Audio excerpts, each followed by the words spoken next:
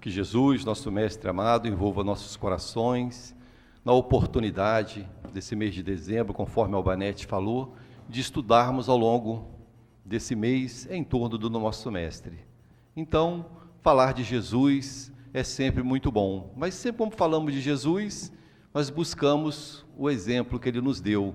Geralmente, olhamos muito para as curas maravilhosas que Ele nos trouxe. Então, ao longo de nossa fala, nós apresentaremos algum desses itens das curas do Cristo, que nos marcaram profundamente. Então, nós olhando o aniversário de Jesus, o Natal de Jesus, sendo no dia 24, alguns estudiosos colocam que não seria essa data. Mas, de qualquer forma, a gente estudando, olhando, vendo que o nosso planeta, quem quiser pesquisar no Google, olha lá, qual a idade da Terra? Os estudiosos, os cientistas dizem que é em torno de 4,5 bilhões de anos. Antes da Terra se formar, o Cristo já era um espírito puro. Então, 1 ano, 2 anos, 3 anos, não faz muita diferença, né? Alguns meses para a idade do Cristo, né? Ele já era puro antes da formação do planeta. E olhando Jesus como um espírito puro, se a gente olhar a escala espírita, coloca-se que ele está no topo da escala espírita, dos espíritos puros. Então, alguns que estão chegando mais recente, estão, digamos assim, na base de espíritos puros, ele já está no topo. Se coloca que Jesus faz parte dos Cristos, aqueles que podem direcionar orbes, que têm possibilidade de estar com o próprio Deus. Então, mostrando a elevação desse grande espírito. Então, para nós, aqui no céu, de que toda terça-feira, né, nós estudamos o Evangelho segundo o Espiritismo. Sábado é dia do Livro dos Espíritos, hoje especial Jesus. Então, o ano todo estudamos o Evangelho do Cristo. Aqui na Obra Social Antônio de Aquino, terminamos, retornamos no item 1 e vamos vendo que, na medida que vamos estudando, a gente vê o quão pouco nós sabemos. E o grande desafio dos ensinamentos de Jesus, para todos nós, é introspectar. Que muitas vezes somos muito ricos para falar, conhecemos os ensinamentos, sabemos recitar algumas passagens de Jesus, mas implantar no coração é um grande desafio. Então, para nós que almejamos, a doutrina espírita coloca para nós, somos espíritos no processo evolutivo, é da lei que nós possamos sair de uma ordem inferior para uma superior. Vamos progredir, querendo ou não, queremos ou não, iremos progredir. Mas vamos lendo, estudando, e em alguns momentos cometemos certas atitudes que aí nós ficamos com vergonha. Fala, meu Deus, eu leio o Evangelho, eu falo do Evangelho, mas ainda crio situações difíceis. Mas a gente, quando começa a olhar também as histórias que os espíritos nos contam, aqueles espíritos que têm, digamos assim, autorização do plano espiritual para trazer histórias da época de Jesus, como Amélia Rodrigues, por exemplo, a gente ouve alguns contos que nos mostram que as nossas dificuldades estiveram com os próprios apóstolos. Tem uma passagem que ela coloca para nós, Amélia Rodrigues, que ela diz assim: certa feita, Simão Pedro, após a crucificação do Cristo, algum tempo, fundou a Casa do Caminho, ele e outros discípulos. E ele estava ali na Casa do Caminho, à beira de uma estrada, atendendo os sofridos da caminhada, aqueles que passavam necessitados. Diversas enfermidades, problemas de ordem moral, processos obsessivos, e eles acolhiam todos aqueles. Certa feita, um homem bate à porta da Casa do Caminho. Pedro, ao abrir, quando olha, reconhece que foram daqueles algozes do Cristo, que contribuiu com a sentença da crucificação do Cristo. E ele sentiu uma repulsa tão grande e bateu a porta na cara do homem, do enfermo, e voltou para dentro da Casa do Caminho. E entrando, Amélia Rodrigues nos diz que ele depara com a imagem do Cristo que se projeta diante dele e diz assim: Pedro, abra a porta, atenda nosso irmão. Mas, Senhor, foi ele, um dos que te prejudicaram? Pedro, ele viverá. Ele precisa ficar no corpo para vivenciar os equívocos que ele cometera. Abra a porta, Pedro. E Pedro, convencido pelo Cristo, atende esse homem, passa o Evangelho de Jesus para ele, e ele vivencia um período ali, estava gravemente doente, e antes de desencarnar, louvava Jesus. Então, mostrando para nós que nós, quando cometemos nossos equívocos, não queremos, mas é o processo natural ainda. Eu quero ser uma pessoa gentil, eu quero ser uma pessoa cortês, eu preciso buscar, dentro das minhas possibilidades evolutivas, me aproximar do Evangelho do Cristo. Mas sabemos que nós ainda erramos, mas é da lei que nós busquemos o acerto, não é? Faz parte do processo evolutivo. Então, os profetas do Antigo Testamento, que anunciavam a vinda do Messias, nós temos Isaías, que nasceu no ano 765, antes da vinda do Cristo. Ele anunciava a vinda já de Jesus, nos apresentando, mostrando para aqueles que viviam naquela época com ele, que o Messias viria. Mas, também no período próximo, no ano 655 a.C., Jeremias, outro profeta também messiânico, anunciando a vinda de Jesus, do Cristo, do Salvador, do Messias, aquele que iria estabelecer e trazer a boa nova. Então, esse aviso dessa vinda, desse mestre maior, desse condutor, sempre foi aplicada. E nós, hoje, com o amparo da doutrina espírita, olhando com propriedade a doutrina espírita, como aprendizes, é claro, a gente vê que a terceira revelação nos mostra com grande segurança a condição do espírito que nós conhecemos como Jesus, mostrando que ele, na sua condição de espírito puro, quando o nosso planeta se desprendeu da calota solar ainda incandescente, ele, direcionado por Deus para cuidar dessa orbe, cuidou desse planeta, acompanhando todo o processo evolutivo até chegar na nossa condição. E nós mesmos, nesse processo de reencarnações sucessivas, vamos a cada encarnação nos aprimorando, nos aproximando desse Evangelho e podando, modificando tendências inferiores, trabalhando o homem velho. E nós falamos muito e repetimos, quem anda conosco sabe disso, do verniz que muitas vezes nós criamos.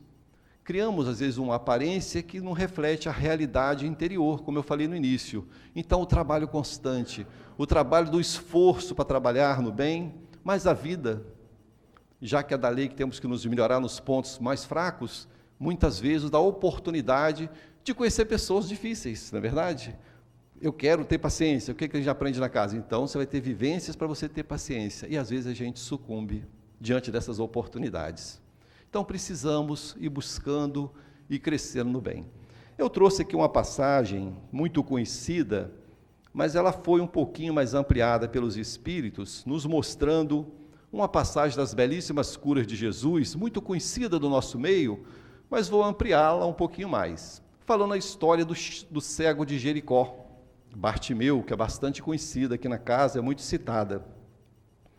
Mostrando que Jesus, quando estava saindo de Jericó, ao longo da estrada, muitos pedintes, pessoas com deficiências diversas, observavam ele passando, mas um dentre eles, por nome Bartimeu, gritava, pedindo socorro, ó filho de Davi, me vale filho de Davi, pedindo auxílio, e ele gritava, e aqueles que estavam próximos de Jesus mandavam ele ficar quieto, porque ele estava fazendo um escândalo, mas ele dava um exemplo para nós de persistência, ele continuava gritando, ó filho de Davi, tenha piedade de mim.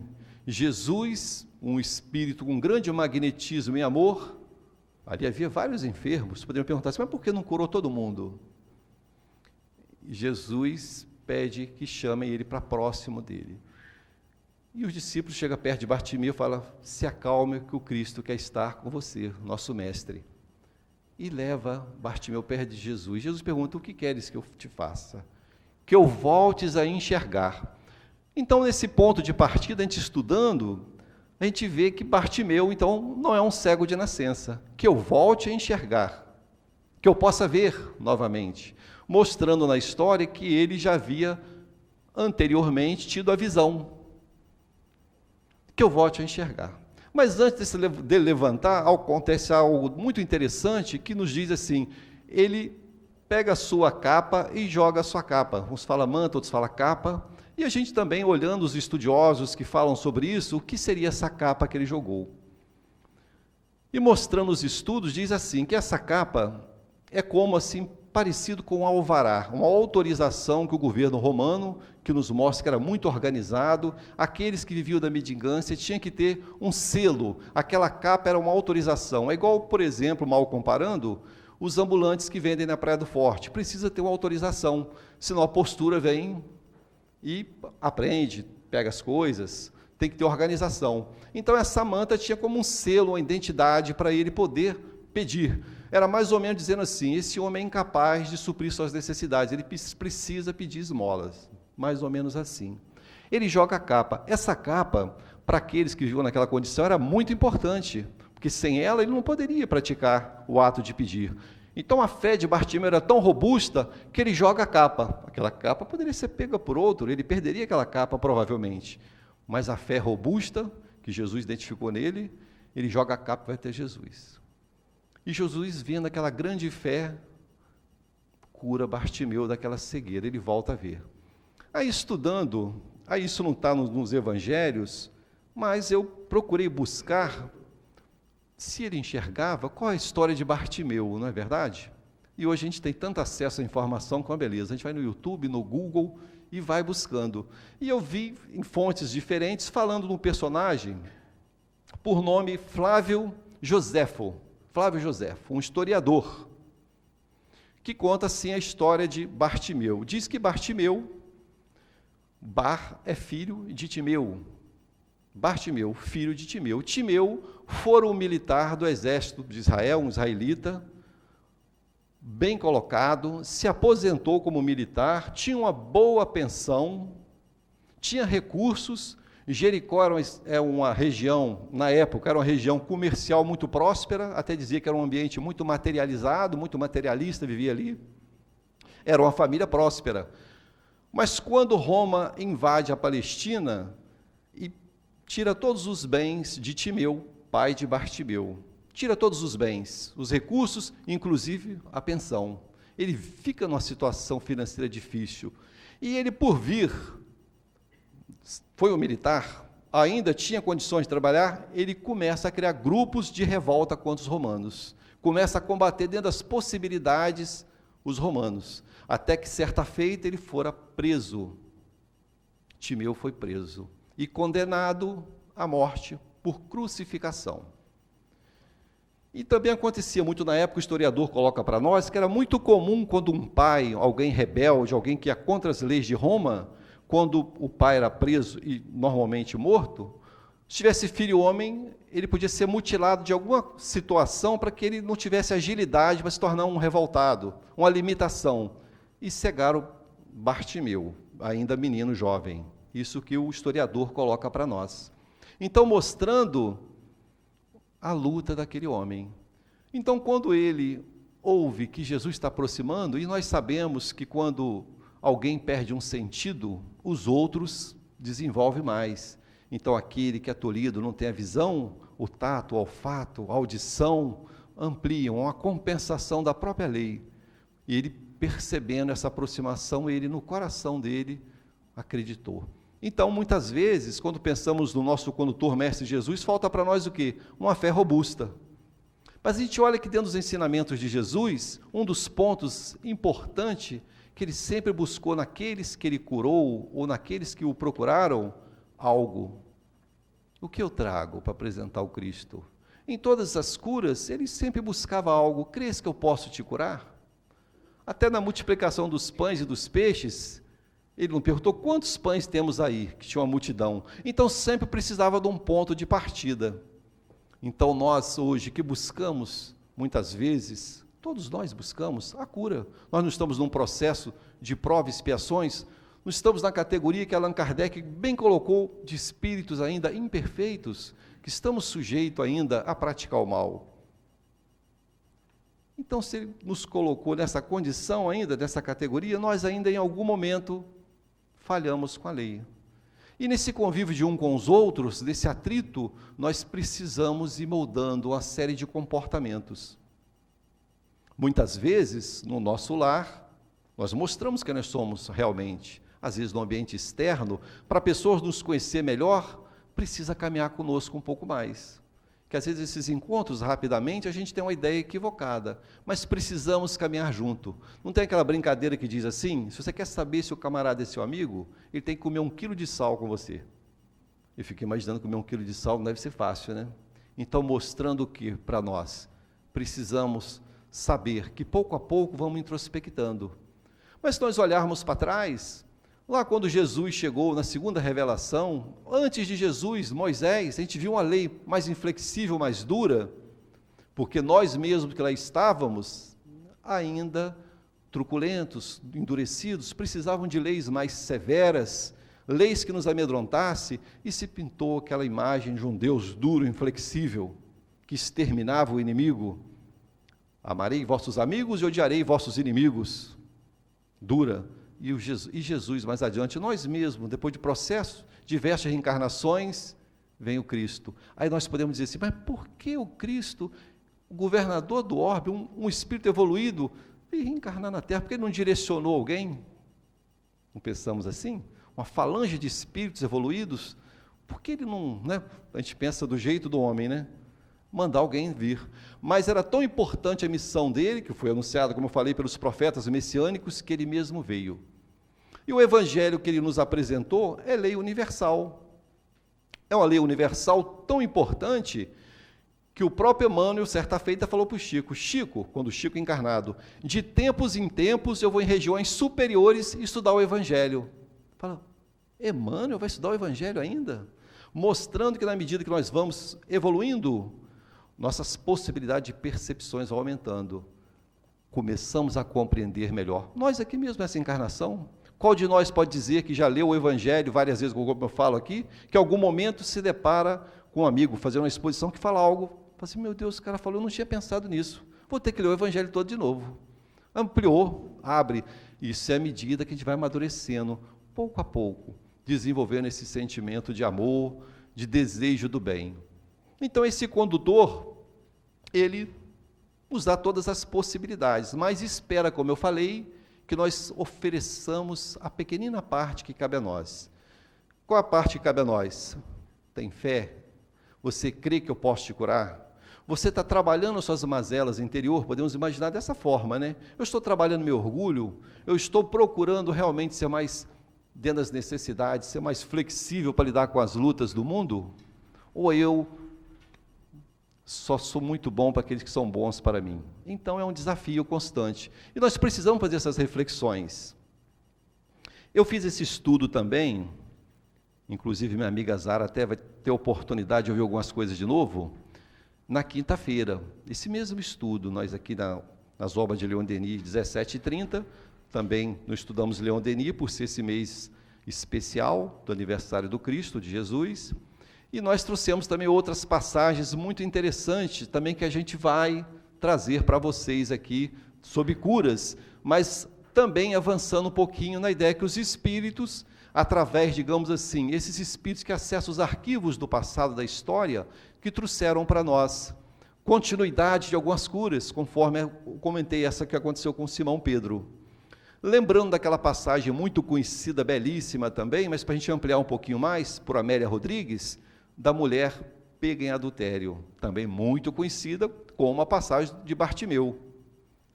Reformulando, nos conta que o Cristo, com um grupo de amigos, apóstolos, desculpe, foi apresentado a ele uma mulher que fora pega em adultério. Jogaram praticamente nos pés dele. Dá a entender que ele estava agachado na areia da praia, que ele escrevia na areia quando eles começaram a questionar. E aqueles doutores da lei, fariseus, os escribas, aqueles que tinham conhecimento da lei mosaica e se sentiam imensamente incomodados com Cristo, eles queriam arrumar uma forma de tentar Jesus, botar Jesus em situações de conflito, ou com os judeus, ou com os romanos. E lançam uma pergunta ao Cristo: Mestre, essa mulher fora pega em adultério. A lei diz que a mulher adúltera tem que ser lapidada, ou seja, morta a pedradas. E tu o que dizes? Tentou pegar o Messias, né? Colocou uma saia justa na nossa linguagem de hoje, né? Para nós seria uma saia justa, né? E o Cristo continuou em silêncio, escrevendo na areia. Alguns estudiosos dizem até que ele olhava para cada um e contava a história de cada um na areia ali. Alguns falam isso. Então, eles viram que Jesus falou lá, repetiram: Senhor, essa mulher fora pega em adultério. A lei mosaica, diz que a adúltera tem que ser apedrejada. E tu o que dizes? Jesus se levanta e olha para todos e diz assim: aquele dentre vós que não tiver nenhum pecado, que atire a primeira pedra. Imaginemos a confiança do Cristo para poder lançar isso para aqueles corações endurecidos. E nos conta que foram saindo todos, do mais velho ao mais novo. E nós sabemos que aqueles que viveram mais, está sujeito a errar mais. E todos saíram, ao final, ficando só Jesus e a mulher. E ele pergunta: mulher, onde estão aqueles que te acusavam? Ela diz: Senhor, foram-se todos. Eu também não te condeno, vá e não tornes a pecar. E ela, aí continuando agora, a história que os Espíritos contam. Ela vira para Jesus, isso não está no Evangelho, os Espíritos contam, Amélia Rodrigues. Fala: Senhor, eu não tenho como mais viver nessa região, nessa situação que aconteceu comigo, eu fiquei marcada pelas pessoas. Ele disse: vá então para outra região e lá recomece a tua vida, e não repita os mesmos equívocos. E ela assim fez, foi ver em Tiro. E lá também, depois de um período estudando o Evangelho do Cristo, aquele encontro com ele modificou, introspectou, como eu falo aqui para vocês, interiorizou no coração dela uma transformação moral muito grande.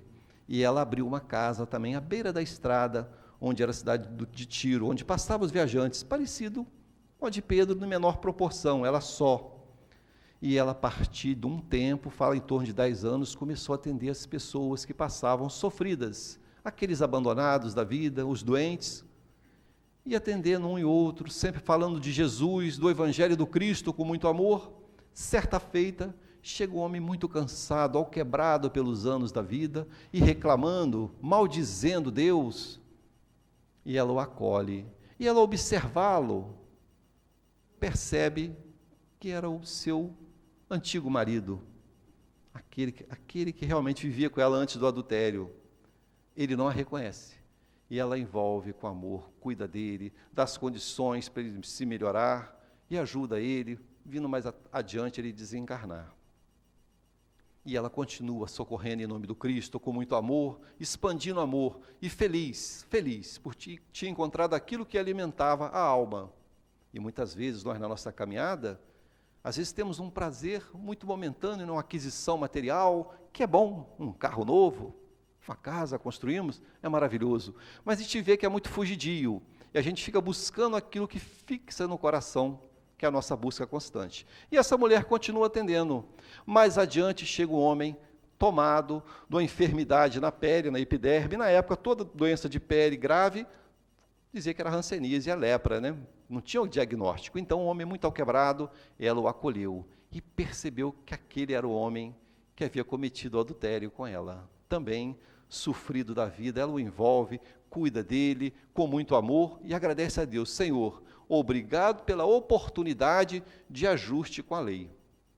Olha só, aí trazendo para nós o Jesus, esse Jesus, o nosso condutor, e os nossos equívocos. Será que nós estamos conseguindo ter um esforço de modificar pensamentos, de rever nosso temperamento?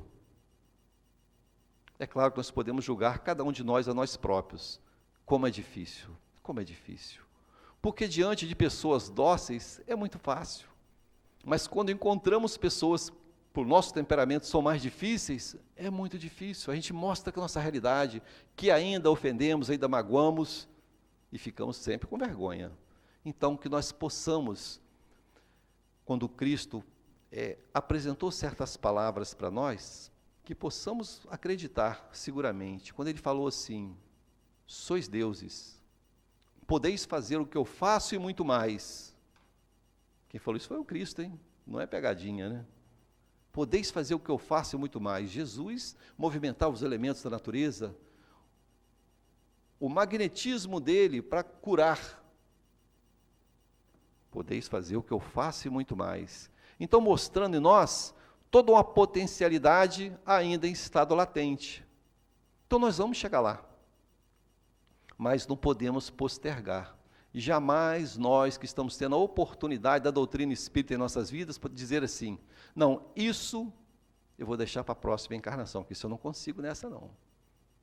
E o que os espíritos superiores nos colocam? Que tudo que postergamos, aí entra a linguagem de hoje do banco, né? Vem com juros e correções monetárias. É hoje, agora. Então precisamos ir buscando. Mas também não podemos esquecer, que eu estou sempre repetindo, que às vezes a gente se cobra muito também, a gente não consegue dar um passo muito longo. olhando Jesus, olhando aqueles que tiveram transformações enormes, são espíritos que já traziam um cabedal anterior. Quando a gente olha Paulo, quando olha Maria de Magdala, aquela transformação moral tão robusta, mas são espíritos que já traziam uma história anterior. Mas nós temos que lembrar da frase de Kardec, que eu estou sempre repetindo também, e ela nos sustenta, nos dá força. Reconhece o verdadeiro espírita pela sua transformação moral e pelos esforços que faz para domar suas más inclinações. Então, esforços. Eu estou me esforçando, eu cometo erro, mas eu estou me esforçando para me acertar com a lei. Eu, às vezes, vou contra essa lei de harmonia, quando fala aqui na página, perdão das ofensas, benevolência, tolerância, tão difícil ainda, muito difícil. Mas eu estou me esforçando, eu já identifico os pontos que eu erro, já é um ponto de partida. Então, Kardec, quando coloca essa frase maravilhosa, o que coloca para nós? Se esforce pelo menos. Porque se você não tem nenhum esforço, que daquela pequenina parte que o Cristo pedia sempre nas curas, crês que eu posso te curar? Tua fé te salvou, vai, não tornes a pecar, mostrando o quê? Eu preciso oferecer algo. E diariamente no nosso convívio, com aqueles que estão conosco, na família, na área profissional, no trânsito de Cabo Frio agora no verão, temos oportunidade de exercitar a paciência. Porque é muito fácil para nós julgar, não é verdade? É muito fácil. E lembrando também dos profetas da antiguidade, outra passagem belíssima, quando Bartimeu falou assim, filho de Davi. Por que filho de Davi, né? A gente olhando também nos estudos mostra que ele é da linhagem de Davi. Quem foi Davi? O rei Davi, a gente olha, tem toda uma história longa, a gente vai entrar só nos pormenores. Sabemos que Davi foi rei, uma sucessão de reis, ele foi um dos reis, e Davi teve seus equívocos também. E no tempo de Davi, havia um profeta que sempre vinha trazer passagens para Jesus, Natã. Isso está no livro Boa Nova, de Humberto de Campos, pela psicografia de Francisco Cândido Xavier. Então, Davi, nas suas lutas, tem uma passagem também muito conhecida e belíssima para o nosso aprendizado, Davi, um rei, um homem temente a Deus, porém, com conflitos. Davi, certa feita, se sentiu imensamente atraído pela mulher de um general de sua guarda. Ele era rei e podia ter todas as mulheres do castelo solteiras. Ele poderia, a lei na época permitia o homem ter muitas mulheres solteiras. E Davi ficou muito interessado pela beleza daquela mulher. Então, sabemos que na antiguidade viviam-se em guerras constantes. Ele pega aquele general da sua tropa, seu amigo, e coloca na linha de frente. São os que geralmente morrem, né? Mais sujeito à morte, porque é a barreira principal onde pega os impactos maior. E assim aconteceu. Esse morreu na guerra. E ele pegou logo a mulher para ele. E ele estava tranquilo no castelo e chega Natã, contando uma historinha, né? O profeta, aquele profeta não era fácil para Davi. Davi, quando via Natã, já tremia na base. Ai, meu Deus, já vem Natã. Natã chega para Davi e diz assim, Davi, meu rei Davi, meu rei, eu estou com um amigo está com um problema, eu estou trazendo para você ajudar na solução. Aí a gente adora resolver a solução, dar palpite no problema dos outros, né? É fácil, né? E começa assim, meu rei, um homem tinha uma ovelha, o outro tinha 100 ovelhas. Esse homem de 100 ovelhas matou aquele que tinha uma e pegou a sua ovelha. O que a gente... Davi, que é isso? Que homem terrível. Quem foi esse homem? Que homem terrível. O que a gente pode fazer com ele, rei Davi? Esse homem tem que morrer. Não, Davi, não é muito dura. Não, esse homem tem que morrer. É fácil, né, de dar sentença para os outros, né? Aí Natã vira para ele, meu rei, esse homem é você. Eu? Eu nunca peguei ovelha de ninguém. Eu nem crio ovelha, né? Aí falou, você colocou, contou a história para ele, e ele caiu em si, né? Tomou um impacto muito grande com aquilo. Você poderia, meu rei, pegar qualquer mulher, conforme eu disse, qualquer mulher solteira, mas foi pegar aquela do seu amigo. Inclusive, essa mulher foi mãe do rei Salomão, que também teve seus conflitos nessa área do sexo, inclusive também, né? Um grande sábio da antiguidade. Então, Natã mostrando essas situações todas para o rei Davi. E o próprio Natã também falou para o rei Davi sobre a vinda do Messias, que nós sabemos que aquela arca sagrada começou com Davi, aquela arca que eles colocavam que Deus estava ali, que eles levava para um lugar e para o outro. Natã também chegou certa feita, que Davi fez uma tenda enorme, botou aquela arca da antiguidade como sendo a morada de Deus, o templo de Deus. E Natã chega de novo no castelo. Quando Davi olha Natã, fala, já vem ele de novo, né? Meu rei, meu rei, meu rei, Deus mandou falar com você. Que médium esse Natã, hein? Meu rei, você acha que Deus caberia dentro dessa caixa? Ele diz que ele coloca assim, até Haroldo Dutra faz essa palestra maravilhosa. Fala assim, está meio pequeno mesmo, né? Meio apertado, né? Deus não habita em obras feitas pelo homem. Deus não é material. Ele não habita obras feitas pelo homem. E mandou te avisar que ele vai fazer o seu templo, o próprio templo. Ué, mas esse que eu fiz? Não, rei Davi. Ele fará seu próprio templo. E o templo de Deus vai estar no coração do homem. Ele enviará aquele que pode contemplar a face de Deus, que era o Messias. Ele virá na sua linhagem mais adiante, e mandou te avisar com antecedência, se eu não me engano, por volta de 1000 anos antes, aproximadamente. Mandou avisar, te prepara, Davi, que ele vai vir. Mostrando, então, que o reino de Deus vai se instalar, conforme Jesus nos apresentou, no coração dos homens. Quando esse reino de Deus, que Jesus Cristo é aquele que nos apresentou os ensinamentos, instalar nos nossos corações, não mais haverá disputas. O orgulho muito inchado, os ataques equivocados, acabam. A gente observa as nações, os poderosos, invadindo países menores, brigas comerciais, interesses, onde está ligado ao orgulho. Quando o Evangelho do Cristo, o amor de Jesus estiver no coração dos homens, aí sim a terra muda. Então não há necessidade de grandes templos nessa visão. Primeiro nós temos que trazer para o coração. Mas nós conhecemos muito, já nessa encarnação, como eu falei, a teoria. Somos ricos da teoria. Conhecemos bem a teoria. Doutor Erma, esse espírito bondoso que nos atende, que está sempre nos alertando, vamos trabalhar, vamos movimentar nossas forças, vamos visitar os hospitais, vamos implantar o culto na casa dos nossos irmãos, vamos socorrer, mostrando para nós que quando a gente movimenta, nós movimentamos nossas energias no trabalho do bem, nós começamos a dimensionar os nossos problemas de maneira diferente. Aquilo que parecia muito grande, toma um tamanho menor. Muitas vezes processos depressivos, lutas diversas, vai tomando uma dimensão menor. Fala, meu Deus, eu tenho um problema, mas quando eu vou no hospital, vejo outro lá todo problemático, aguardando muitas vezes a cirurgia por meses. Eu tive uma experiência, inclusive, de ver um companheiro que ficou lá, na época que eu fazia esse trabalho, que já tem um bom tempo, 7 meses esperando para operar o fêmur. Aquilo lá preso, na tipóia lá, de um jeito lá, não tinha vaga, estava numa fila. 7 meses.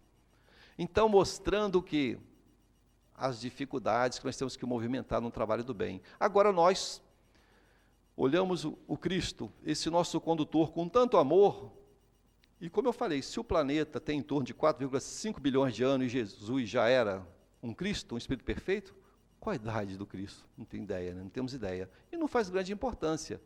Mas nós precisamos saber que, nessa caminhada, todo dia que estamos dando, nós temos oportunidade de modificar. Às vezes um sorriso, um abraço, podemos modificar o pensamento daquele que nos observa. E vamos pensar se as pessoas mais inflexíveis, mais duras, é o nosso desafio. Se nós conseguimos vencer, aí damos aquele salto, o salto quântico, né, de espírito imperfeito para espíritos regenerados. Mas não é fácil esse salto. Porque a gente, quando esbarra, a gente vê e fala, olha, não adianta, tem que fazer os cursos todos no céu de novo, que eu não sei nada dos ensinamentos de Jesus. Porque quando eu estou diante da prova, eu começo a maldizer, eu entro numa vibração que eu demoro muito tempo a sair dela, mostrando o quê? Que nós sintonizamos muito facilmente ainda com os espíritos equivocados, que entram na nossa mesma faixa de vibração. Então, a necessidade que trabalho constante no bem. E saber que estamos dando passos importantes, mas por sabermos também da imortalidade da alma, que somos espíritos eternos, vamos dar o nosso melhor, mas é um processo de crescimento. Terei novas encarnações. E as encarnações são ligadas à minha história de espírito, às pessoas que eu preciso encontrar na família consanguínea, no meu ambiente. Aqui no céu, certamente a gente encontra algumas pessoas também que a gente às vezes fala, poxa, fulano é tão bom de lidar, e o outro difícil, né? É oportunidade. É claro que muitas vezes falhamos, mas que fique esse desejo da retomada. Eu preciso modificar, eu não posso ficar preso nisso, porque esse condutor, o Cristo, espera por nós. Tem uma passagem que eu repito muito também, que eu acho belíssima, nesse pensamento do mundo superior, Humberto de Campos também coloca para nós, de maneira muito bela, ele diz assim, com minhas palavras, é claro, um homem que vivia na terra, um cristão, acreditava nos ensinamentos de Jesus, frequentava os templos sagrados da terra.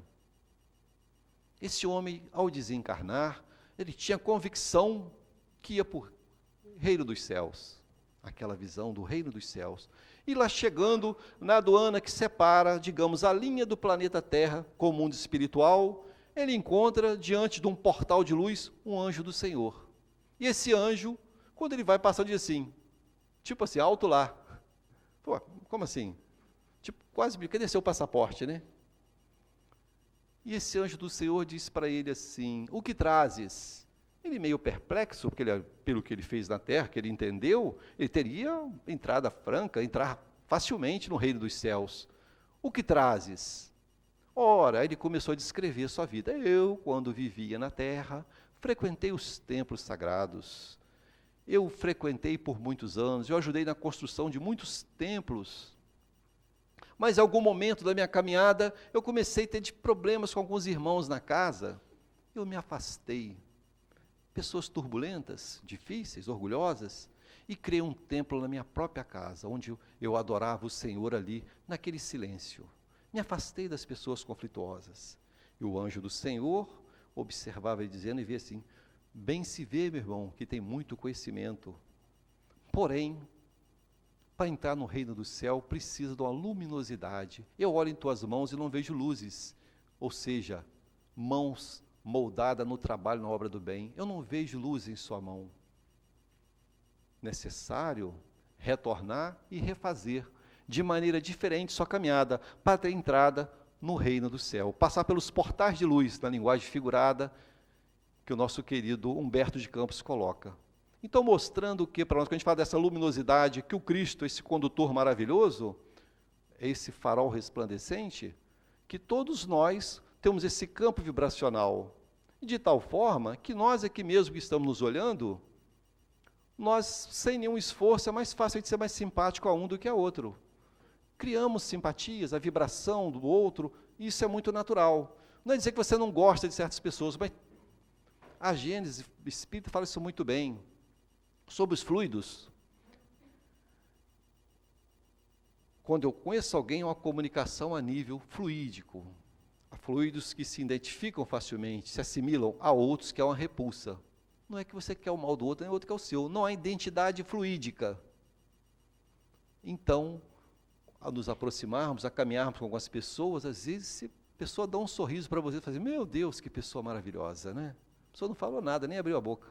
Você se identifica. E outros, você já faz um pré-julgamento. Olha a aparência da pessoa, fala, não fui com a cara dessa pessoa, essa pessoa não deve ser boa gente, né? A gente não fala hoje como espírita, mas pensamos ainda, essa pessoa deve ser difícil. Às vezes você pega a pessoa no primeiro contato num momento infeliz, não é verdade? Aí você molda a pessoa é uma porteira fechada, igual fala no interior, né? É uma pessoa difícil. Você não conhece a história do outro. Julgamos. Então, o Cristo coloca para nós assim também, nesse nosso condutor. A mesma medida que usares para julgar, essa mesma medida será usada no dia do teu julgamento. Então, nós mesmos estamos diariamente moldando nossa história. Estamos criando para nós, pela lei de causa e efeito, os processos de reparação. Então, hoje, quem não está muito satisfeito com o que está recebendo, nós todos, preste atenção do que está dando. O que o mundo está me oferecendo? Não lembramos da semeadura e da colheita, tão bem colocada pelo Cristo? Estamos semeando diariamente nossas atitudes, nossas palavras, como lidamos com o outro, e isso cria repulsão ou atração. Então, quando Jesus apresentou esse evangelho de amor, para nós, nos deu oportunidade de desenvolvermos esse sentimento maior de amor. Mas, voltando ao que eu falei no início, o que trazes contigo? O que tens?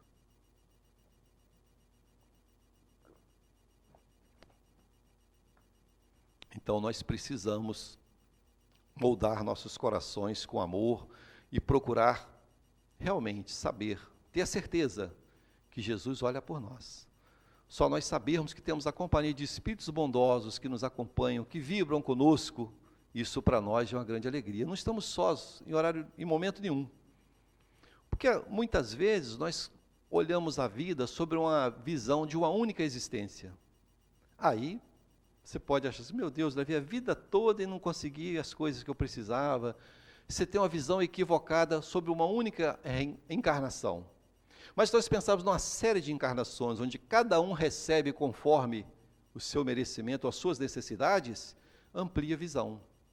Então, hoje, aquele que passa por processo de limitações diversas, física, financeira, seja o que for, ora, está lá no capítulo 5 do Evangelho segundo o Espiritismo, bem-aventurados aflitos, a justiça de Deus. Deus é justo, Deus é bom.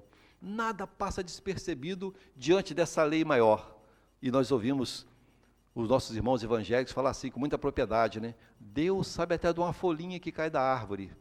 A gente imagina só a floresta amazônica, né? Quantas folhinhas não deve ter. Então, mostrando para nós que tudo está dentro dessa lei. O Cristo, que é o governador do planeta, ele não perdeu a mão. Quando a gente vê as lutas, os conflitos do planeta, irmãos se degradando, conflitos diversos de interesses, dinheiro sendo desviado, a saúde com dificuldade, fala, meu Deus, como é que vai ser daqui para frente? Eu acho que não tem mais jeito. Ora, não podemos pensar nunca assim, temos que olhar assim, olha, é o processo de burilamento, é aquilo que a gente também ouve falar muito na casa, quando as coisas estão no processo de transição, de mudança, mexe com todo mundo, a vibração fica turbulenta, é o momento de mudança, reforçando, é aquilo que está no livro dos Espíritos, quando eles dizem assim, quando sua casa começa a ruir, e parece um monte de problemas, o que você faz? Você chama o profissional, o pedreiro, para ele fazer a obra. Mas às vezes você não pode sair da casa. Aí as coisas pioram. Aquela casa estava ruim e virou uma bagunça, poeira para todo lado, aquele movimento. Mas depois de um certo tempo, a casa fica novinha, pintadinha. Ai meu Deus, valeu a pena o conflito. Então o momento é de turbulência. Essa caminhada para o mundo de transição é a turbulência do momento. Mas o Cristo está no controle. Ele é o nosso Senhor. A gente olha as páginas dos Espíritos da Casa de Leon Denis, Emmanuel e tantos outros, mostrando para nós o governador do planeta Terra, aquele que está na direção. E cada um de nós, nessa caminhada, vai modificando aquilo que precisa ser melhorado. Eu tenho muita historinha aqui, deixa eu olhar se eu não estou deixando passar nenhuma batida.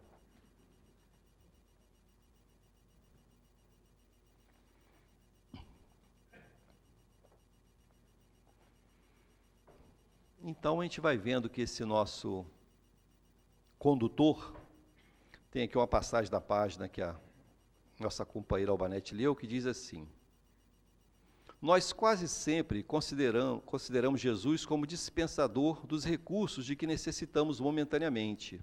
Ainda não apreciamos o Mestre como um condutor, como um ser que faz com que as coisas ocorram ao nosso lado. Ainda não percebemos Jesus como Mestre. E a gente olha toda essa pleia de espíritos que nos envolve, que nos rodeia, nos intuindo, chegando o socorro. Às vezes tem momentos que a gente, todos nós aqui certamente, você fica numa situação, fala, meu Deus, como eu vou resolver essa problemática? Ou de saúde, ou qualquer que seja, você se sente em xeque-mate. Mas quando você consegue fazer uma prece, buscar o socorro, Emmanuel fala isso muito bem também sobre a prece. Elevamos o pensamento a Jesus, esse nosso condutor, e através de uma prece de coração, Emmanuel diz que acontece assim, é como quando você está na turbulência, você está caminhando por uma estrada cheia de buraco e pedras, você está no escuro, toda hora você tropeça numa pedra, quando você faz uma prece de coração, não é que os seus problemas são resolvidos, não, doutrina espírita não é mole, né? Mostra o negócio para a gente, para com aquele milagre, né? Nós temos que fazer nossa caminhada, mas a prece, Emmanuel diz assim, a estrada é a mesma, o buraco é o mesmo e a pedra é a mesma, mas acende a luz. Você vê, aqui tem uma pedra, ali tem um buraco, você vai desviando. Mas você tem que fazer sua trajetória. Porque antes a gente pensava assim, olha, acabou o problema, né? Dei os problemas para Jesus e ele resolveu tudo para mim. Interessante, né? Vocês lembram um daqueles filmes que a Globo apresenta com os atores aqui do Brasil mesmo, até Fagundes, né? Fez o papel de Deus, não lembro o nome do seriado, né? Aí até as pessoas, né? Fagundes era Deus. Aí um estava perto dele e falou assim, olha, fulano, Deus lhe pague. Ele falou, não, pelo amor de Deus, hoje eu estou cheio de dívida, todo mundo manda dívida para mim. A gente não fala assim, olha, se eu não te pagar, Deus te paga. Não, eu não quero mais conta para mim, não. Mostrando isso mesmo. A doutrina espírita não tem isso. Eu passo minha carga, não. Eu passo a minha súplica que eu tenha força nesse condutor, para que eu possa eu mesmo reparar a estrada, semear melhores sementes nessa caminhada, para que eu possa, ao retornar, ir colhendo coisas boas, coisas belas, harmonia e paz. Então, esse Cristo, que Ele possa, mais uma vez, comemoramos esse aniversário de Jesus, e possa renascer em nossos corações o mais fortemente, que possamos encontrar Ele, aqueles que estão nos observando na caminhada. Inclusive, a gente tem mais uns minutinhos, lembrei de uma outra historinha também que a Zara gostou muito. Também, se eu não me engano, é de Amélia Rodrigues, agora não me lembro muito bem, que diz assim, certa feita, numa cidade do interior, uma mulher, Maria, morava sozinha. E o correio costumava passar uma vez por semana. Ela chega em casa, viu uma correspondência. E quando pegou a correspondência, ela olhou, não tinha selo de correio, nada, mas estava escrito assim, de Jesus para Maria. Ela abriu e falou, para mim? Mas eu, uma pessoa tão... Jesus, o que Jesus pode querer com uma pessoa tão simples como eu, né? Maria, estarei com você hoje à tarde em sua casa.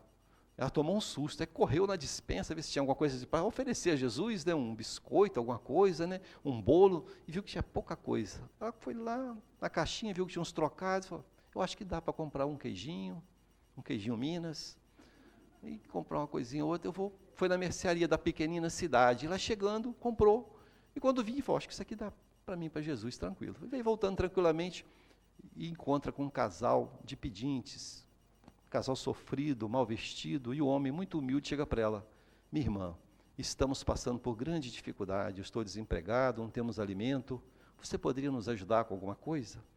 E ela fala, gastei o dinheiro todo, mas eu falei, olha, eu vou receber uma visita, eu não vou poder ajudá-los. E quando ela ameaça ir embora, a consciência pesa e fala, não. Ela volta, fala, olha só, eu tenho aqui algumas coisinhas que vai ajudar vocês. Aí entregou aquela comprinha que ia servir a Jesus para eles. E viu que a mulher tremia de frio, ela com um casaco bom, e pensou assim, eu tenho um outro casaco lá em casa. Pegou aquele casaco e deu para a mulher. A mulher colocou, os dois saíram. Ela foi para casa e falou, eu vou ter que me ajeitar com o que eu tenho aqui mesmo. Tinha uns biscoitinhos dormidos, umas coisinhas lá, né? Jesus vai ter que... Aí, na entrada do portão, ela viu que tinha outra correspondência. Ela falou, meu Deus do céu, o correio não passa 2 vezes da semana, está aqui de novo no mesmo dia. E o mesmo padrão de correspondência, de Jesus para Maria. Maria, gostei muito do lanche que você me ofereceu. E fiquei mais feliz ainda com aquele paletó que conseguiu tirar meu frio. Obrigado, Maria. Então, mostrando para nós essa historinha tão singela e simples, que esse encontro com o condutor da vida se dá todos os dias conosco. Se nós querermos esperar encontrar com Jesus, pode demorar um pouco ainda, mas na pessoa do nosso próximo, nós encontramos diariamente Jesus. Que possamos ter olhos de ver, que é tão difícil ainda para nós, né? De ver além das aparências exteriores, olhar realmente o coração do outro e modificando nossas tendências, nossos conflitos, que não é fácil.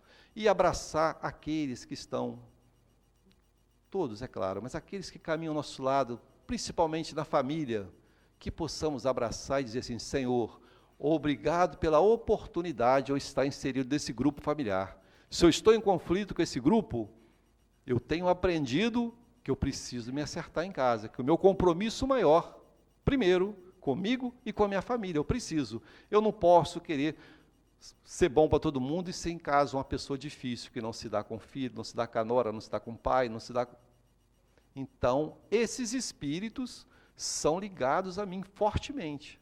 Esses laços consanguíneos que tem, são laços espirituais poderosos.